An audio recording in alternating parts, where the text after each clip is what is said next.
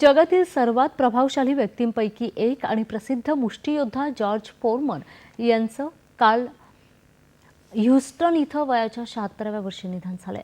2 वेळा हेवीवेट विजेते बनलेले फोरमन 1968 साली ऑलिम्पिक स्पर्धेमध्ये सुवर्ण पदक जिंकल्यावर सर्वात आधी प्रसिद्धीला आले आणि त्यांचा समावेश हॉल ऑफ फेममध्ये करण्यात आला।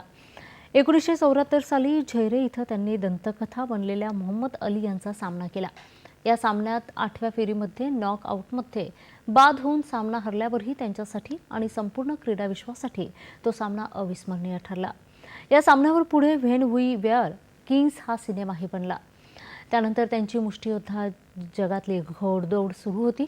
मात्र वयाच्या केवळ 28व्या वर्षी त्यांनी क्रीडा क्षेत्रातून निवृत्ती घोषित करून सर्व जगाला आश्चर्याचा धक्का दिला। त्यानंतर त्यांनी 1987 साली पुनरागमन केलं आणि 1994 साली वयाच्या 45व्या वर्षी मायकेल मूर याला चित करून विजेतेपद मिळवलं। या वयात ही विजेतेपद जिंकण्याचा विक्रम त्यांच्या नावावर होता। मुंबईत येत्या 1 ते 4 मे दरम्यान व्ह्यूज ही मनोरंजन आणि माध्यम